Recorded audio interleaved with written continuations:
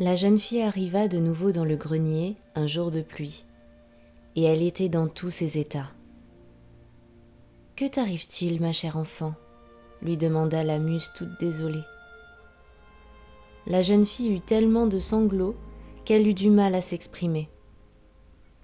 La muse prit les devants, s'assit à ses côtés et attendit, en lui disant très distinctement : « Prends ton temps, respire mon enfant, je suis là, je ne bouge pas. C'est pour ça que je pleure. Ça fait 3 jours que je cherchais le grenier et je ne le trouvais plus. » La muse n'eut le temps de répondre que la jeune fille reprit en pleurant, à chaudes larmes. « Et c'est la faute de ma maman. Je lui ai parlé de toi et de cet arbre magnifique. Elle m'a dit que c'était le fruit de mon imagination et rien d'autre. Et depuis, je ne trouvais plus l'escalier qui mène à ici. Alors j'ai commencé à ne plus y croire. »« Oh, et pourtant tu es bien ici maintenant. »« Oui, parce que j'ai suivi ta voix et je me suis rappelé des frissons qui parcourent tout mon corps lorsque tu me parles. Cela veut dire que tu es bien réelle alors. Ma chère enfant, laisse-moi te raconter l'histoire de la femme au miracle.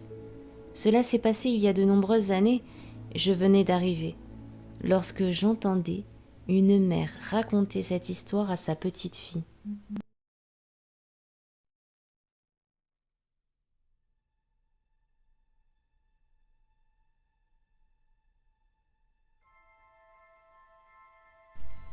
Lors d'une nuit d'automne, dans les rues de Paris, tout était sombre. Les lampadaires éclairaient peu les rues, et la lune était pleine. J'adorais regarder la vie le soir dans les rues de la fenêtre de ma chambre. Habituellement, c'était toujours la même scène. Un ivrogne, un vieux clochard, une vieille dame qui venait à peine de sortir de chez elle, sûrement pour éviter la foule les journées. Mais ce soir-là, une nouvelle personne fit son apparition. Je ne l'avais jamais vue. Cette dame était vêtue d'un long manteau bleu et d'un chapeau vert avec des cheveux bouclés noirs que l'on peinait à distinguer. Je la vis sortir de derrière un réverbère. Elle se mit à arpenter la rue de ma maison comme si elle cherchait quelque chose. Soudain, un couple sur le trottoir d'en face se disputait. Alors elle s'est arrêtée devant eux et les regardait. Elle les a observés quelques secondes, mais ce qu'elle a fait par la suite tenait de la magie. Elle ouvra ses mains en leur direction, puis y souffla comme de la poussière pailletée. Le couple s'arrêta soudainement et le monsieur prit la femme dans ses bras. Je me suis frotté les yeux à ce moment-là pour être sûre d'avoir bien vu. Puis la dame continua sa route, et elle croisa la vieille dame qui semblait plus courir que marcher. Et d'ailleurs, elle s'arrêta de nouveau, ouvrit de nouveau ses mains, et cette fameuse poussière arriva sur cette vieille dame qui trébucha et tomba non loin du vieux clochard. Mais personne sauf lui vint à son aide. Alors cette dame se releva, mécontente, le poussa, puis partit en boitant. Tu veux savoir quelle en fut la magie à ce moment précis ? Cette vieille dame revint vers le clochard.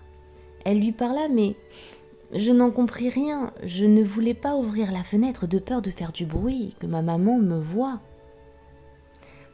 Mais je vis sur le visage du vieux clochard un grand sourire. Il se leva, prit ses affaires, puis suivit la vieille dame. Je me suis demandé d'ailleurs où était-il parti, mais je l'eus su le lendemain.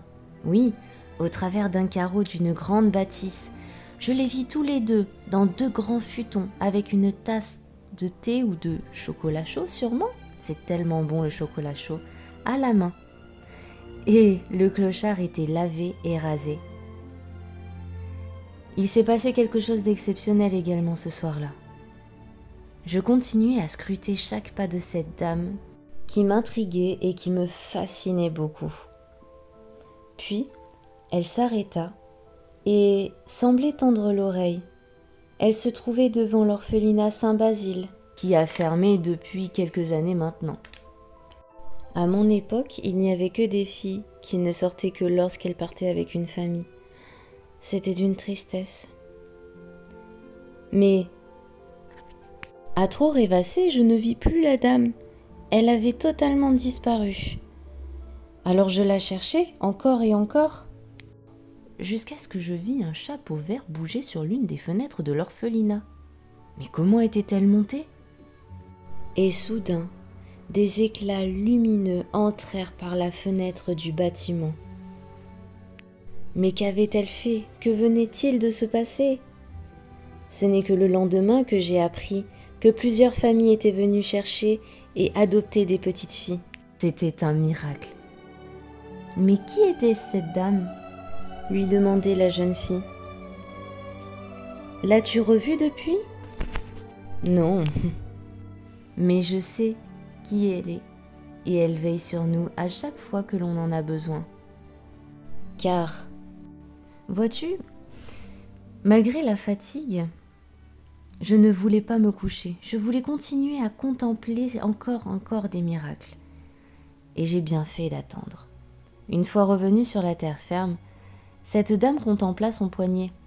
Et je vis très distinctement que sur celui-ci, il y avait un étrange cadran très lumineux.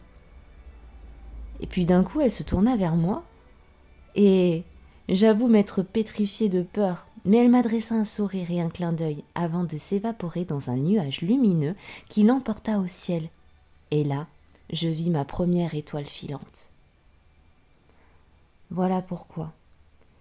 Toi seul sais quoi croire. Tant que cela vit dans ton cœur, tu le sauras toujours, tu le verras et tu l'entendras encore et encore.